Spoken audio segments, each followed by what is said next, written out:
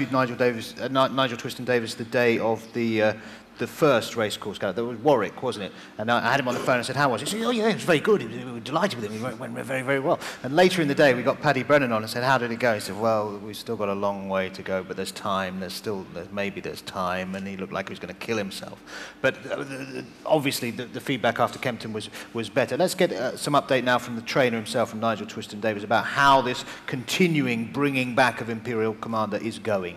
You know, we're where we want to be, and I don't want to change anything now.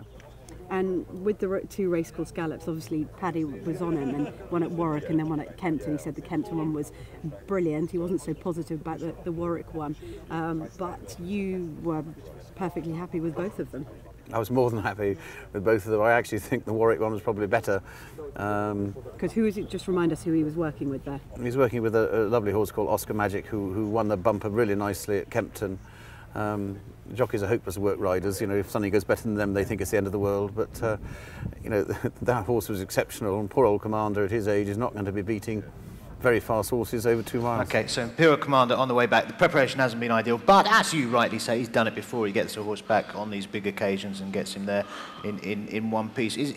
On form, he's the one to beat. Definitely, yeah. If they get him back. I mean, obviously, Anthony's touched on it with regards to Corto. I mean, I think that other than probably Paul and Anthony, we've been the biggest fans of Corto staff since his first ever appearance in Britain. We sort of have had a high rate on him ever since that massively impressive performance in the Old Rome. But you're going back nearly 18 months now, and since that horse actually ran any sort of figure, and that comes to the point where you have to take that sort of rating off him.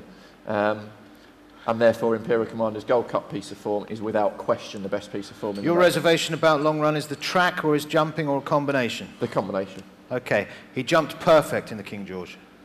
He didn't jump perfect in the King George, but he clearly jumped well enough to win Way a race better of that than he calibre. has before. I think he's a rhythm horse. That's my take on it, is that around Cheltenham, he's making niggling mistake after niggling mistake, and eventually... He made loads of mistakes in the Feltham, didn't he, unless I was watching a different race. It's not the course, is it, Paul? I think he had the run of the race at Kempton.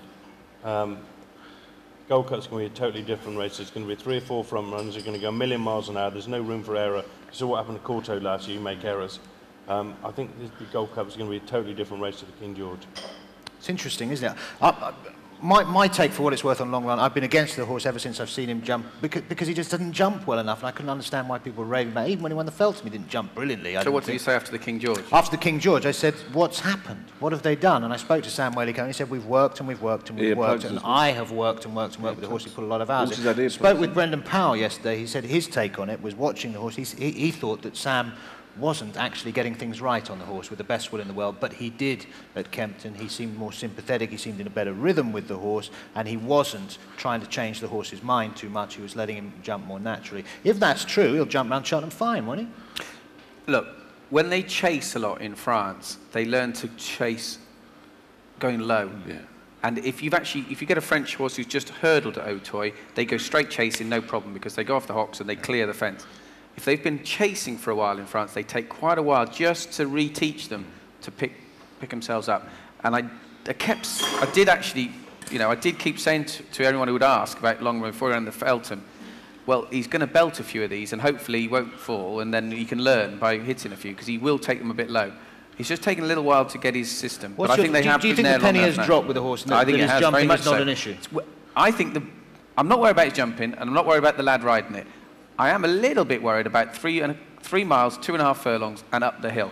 That actually is more of an issue to me. Is it? The actual long distance of it is actually slightly more of an issue. Right. That's unproven. Okay. That's what I'd be more unproven about, and I think that Imperial Commander has that, and I would then side with Imperial Commander because of that. The people who bought this horse and the people who train the horse, they're in no doubt about his class, are they, as far as I can tell? No. I mean, I think, yeah, absolutely. Okay. Let's get a different angle. It doesn't have to be an Irish angle on it, Johnny, but we'll bring in some Irish horses if you want. What's your take on the race as a whole? Yeah, I tend to agree about the 3-2 on and the hill. This is a horse who's loads of speed, and just thinking of that, I think we should all be so just proud to have seen Corto start, a horse that can not only win a two Gold Cups, but win 2 Tinkle Creeks.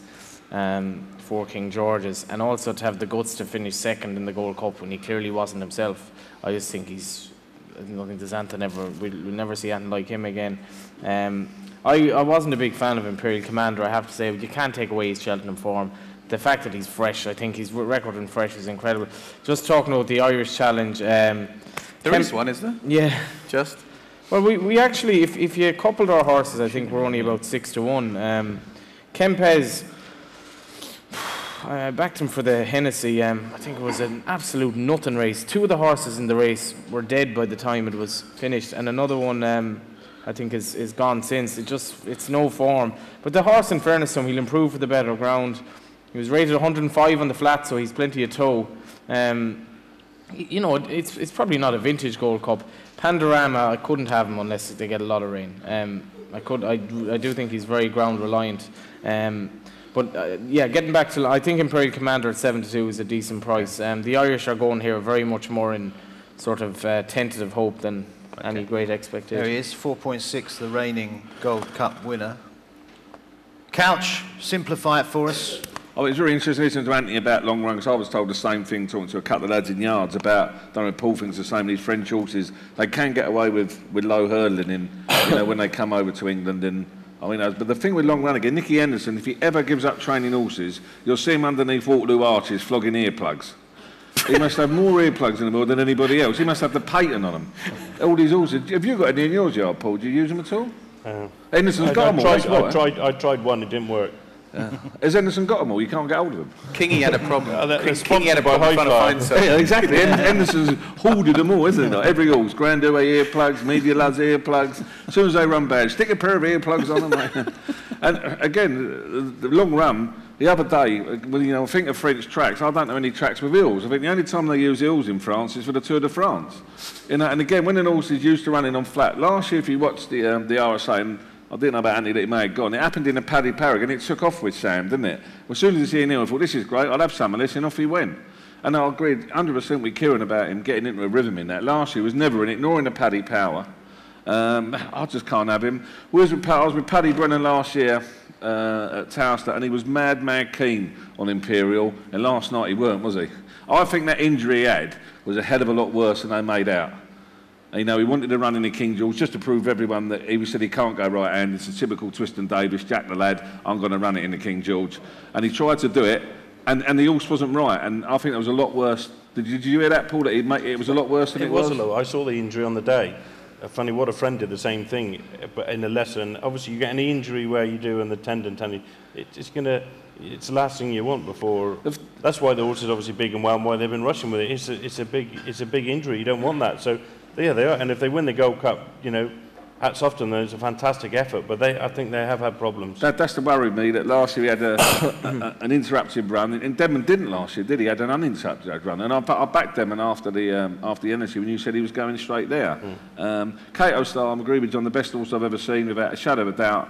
And how Paul keeps on going so long, I think he's brought more dead animals back from the dead than Mary Shelley. Just amazing. Neptune Calandra's come back. I just don't know how you keep them. No one else has done it. Wasn't he beating a short head after falling one day? Who was that? When he was remounted. That was at Exeter. That's when they changed the rule, Paul, wasn't it? Yeah. When he was a novice, wasn't he? I mean, just during his career, he has run the odd dire race. Yeah. I mean, 2 years ago when he won the King George, he would have been all out if he hadn't fallen to be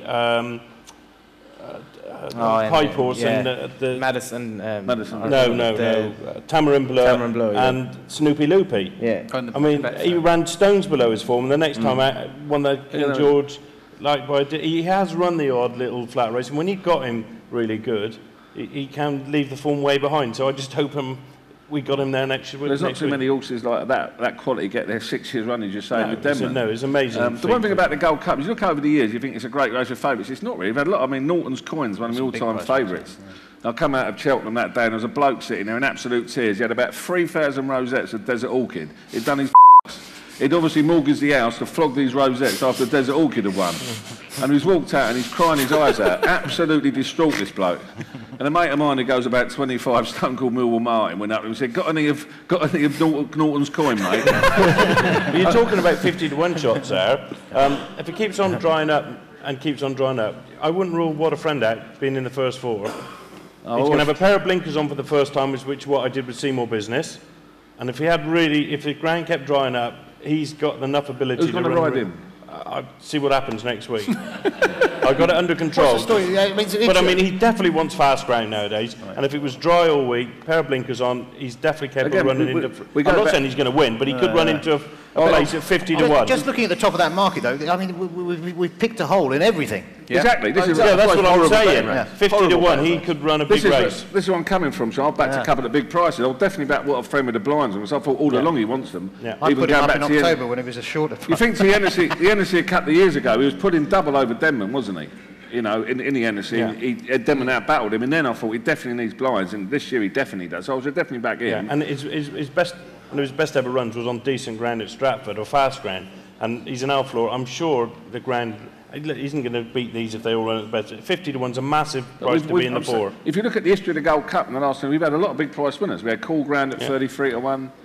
Cool Dawn was 40 to 1. He did win the Lexus last year, and he won the Malta Cup at Aintree. So Pandorama's got a naught missing off of that. If Pandorama and Kempes are 13s and 16, 50 to 1's massive each way. If the ground's fast. I've got one more to throw in. I'll back China Rock at 50 to 1. I'll back that because he's a presenter. I was going to throw that one in. What about Midnight Chase? No chance whatsoever. No? Absolutely. Oh God! A lot of the panels I've been on, they've been throwing that up as a What's he done wrong? I'll have a match bet. He hasn't got enough ability, Sean. To win a Gold Cup, you have to have ability. Yeah, come on. He's run well at Cheltenham. He's won a lot of races. So's my Arlie. Winners run well at Cheltenham. I don't fancy him for the Gold Cup. Okay.